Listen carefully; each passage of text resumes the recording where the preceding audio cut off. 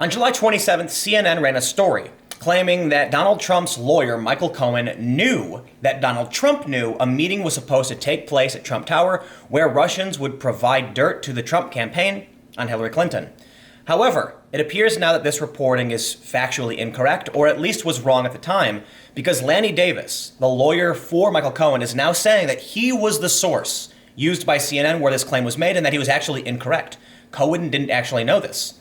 But what gets crazy is that CNN is standing by their reporting. And it's not just that CNN is refusing the claims made by Davis, but Washington Post even put out a story making it sound like this story might not actually be true. And there's actually some more details, because apparently Cohen testified that Trump didn't have foreknowledge. So why is CNN running the story? This is the anatomy of fake news from the mainstream media.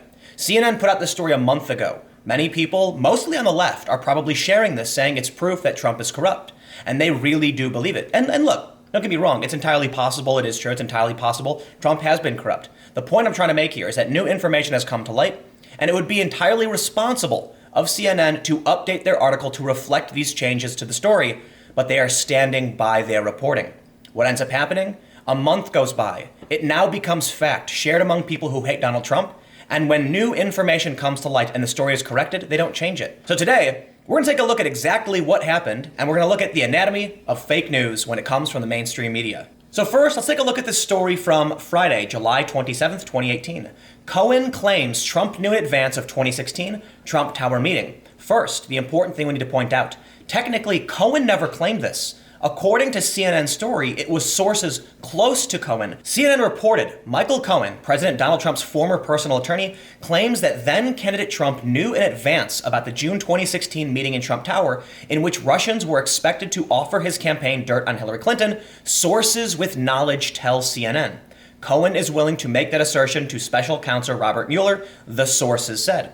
Now, a couple things that I want to point out. They start by saying that Michael Cohen definitively is making this claim, whereas at the end of the paragraph, they mention it is sources. They go on to say, Cohen's claim would contradict repeated denials by Trump, Donald Trump Jr., their lawyers, and other administration officials who have said that the president knew nothing about the Trump Tower meeting until he was approached about it by the New York Times in July 2017.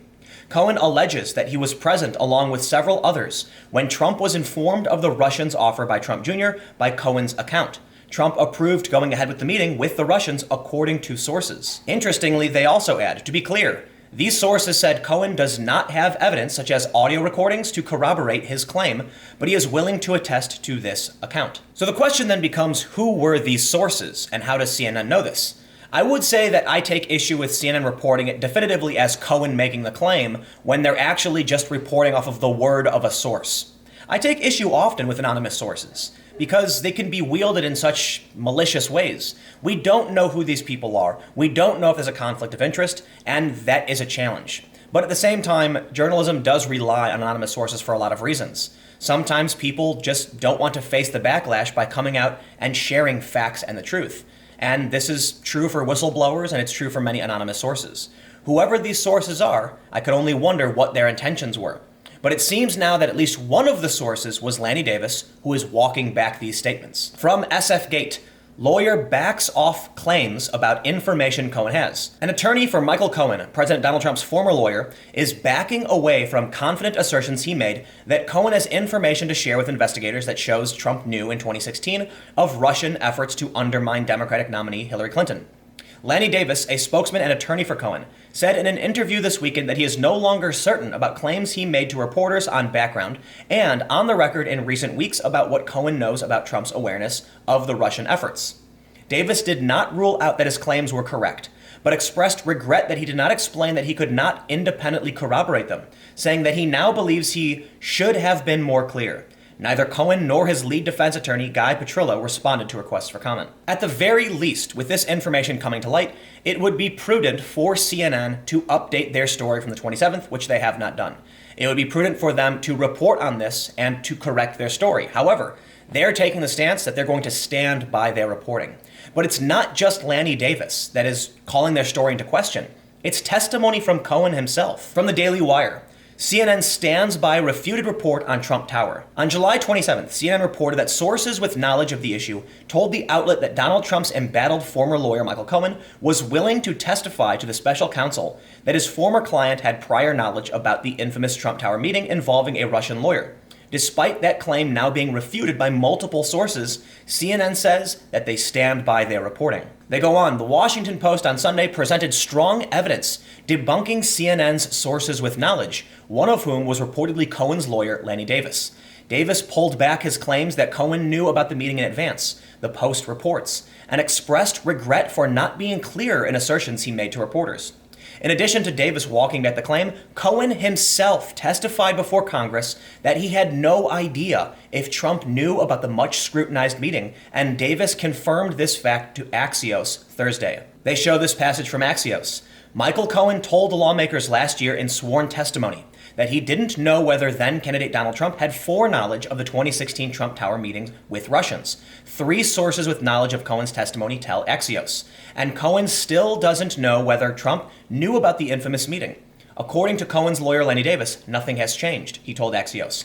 News reports last month said Cohen was willing to assert to special counsel Robert Mueller that Trump did know about the meeting in advance. So there we have it. It's not just Lanny Davis. It's apparently other sources saying that Cohen testified he did not know if Trump knew about this meeting. So why is CNN maintaining this line? Why are they standing by these statements? Brian Stelter, host of Reliable Sources for CNN, tweeted, CNN's July 27 story about Cohen claiming that Trump knew in advance about the Trump Tower meeting. We stand by our story and are confident in our reporting of it. In response to the story from the Washington Post, Donald Trump Jr. chimed in. Comical to watch CNN covering for leftist-hacked Carl Bernstein, he and Obama staffer Jim Sciutto obviously got story wrong. CNN stands by it anyway, defending literal fake news. 3 reporters were fired for false CNN hit on Scaramucci, and this is far worse. At the very least, CNN could issue an update, but I can make some assumptions as to why I think they won't. For one, the story is traffic for them. It's going to generate a lot of hits, and it probably already has. So why backpedal away from something that makes you money from the Trump bump? Negative stories about Trump sell, and we all know it. They could just say, hey, this might be wrong, and be honest and humble. I can't imagine why they would do it unless it was on purpose.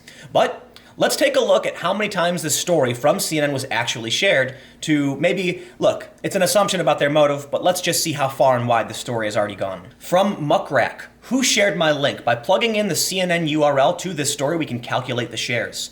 And so far, the story has 259,648 shares, reaching nearly 30 million journalists. For the most part, we can see that almost all of the shares occurred on Facebook.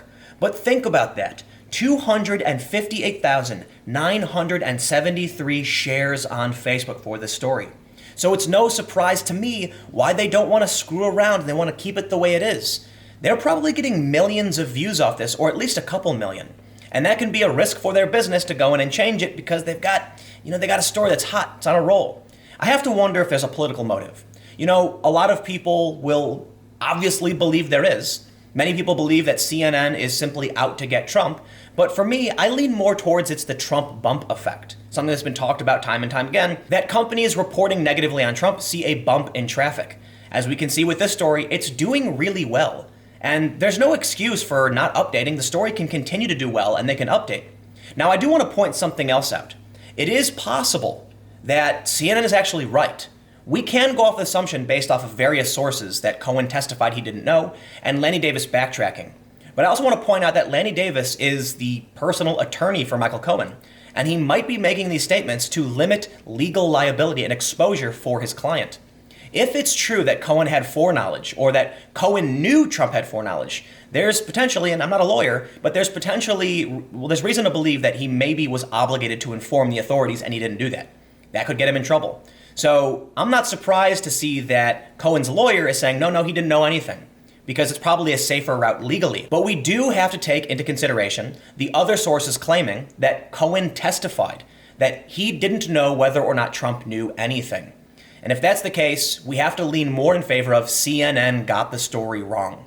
And if they're going to get it wrong, they are obligated ethically to issue that correction. So it's a damn shame that they're not going to do it. And you know what? I can't blame people for calling CNN fake news if this is the case. Because look, even if CNN does believe they're right, you would think they would issue an update and say on the story, this is what happened, here's where we stand. But they haven't. And this story has 260,000 shares on Facebook, which means it is going far and wide. And many people who are sharing it probably don't like Trump. This is the bubble effect that affects social media. People on the left see the negative story about Trump, they're going to share it. People on the right see the refute, the rebuttal, and they're going to share that, thus further dividing Americans. And it is rather unfortunate because CNN really has no excuse for not informing their readers. In fact, CNN is obligated as a news organization to make sure they present as much information as possible. And it's a damn shame that this is the route they've taken. Because now you're going to end up with people who have read the story from the Washington Post. And they're going to say, why would CNN do that? Keeping in mind the Washington Post is a very highly circulated mainstream publication that leans left. You're going to get a lot of people on the left wondering what the hell CNN's doing and what's actually going on. And when I see stories like this day after day, I have to imagine that, I'm going to say it again, I see Trump winning. I see the blue wave just not happening because of things like this. Because it feels like the news just can't be honest. I did a story on my second channel that turned out to be hyperbolic. And so I immediately put in the title, Update Fake News, with a link to a more credible source. I didn't just take the video down because I thought I could do better by allowing people to share it with the updated information and the title stating that it was fake news. And that's the very least that CNN could have done. You don't have to be perfect. But if you're not going to be honest and you're not going to tell people what's going on, don't be surprised when your ratings are down year after year and when people no longer believe you, or when you're standing at a Trump rally and a bunch of people turn around and give you the middle finger. This is why. It doesn't matter if you think your reporting is accurate. It just matters that you address the situation and be honest with people. But let me know what you think in the comments below. Do you think CNN could be right? Do you think that Lanny Davis is just trying to limit legal exposure for his client? Or is it possible that CNN just got the story wrong and is refusing to correct it because, well, they have financial reasons not to? They want to say that it's true and they want to continue to get those shares and make that money? Or is it possible they're just stubborn? Maybe they don't want to retract it because they refuse to admit they're wrong, plain and simple. Comment below, we'll keep the conversation going. Stay tuned, new videos every day at 4 p.m., maybe sometimes 10 a.m., and new videos on my second channel, youtube.com/TimCastNews, starting at 6 p.m. Thank you all so much for hanging out, and I'll see you all next time.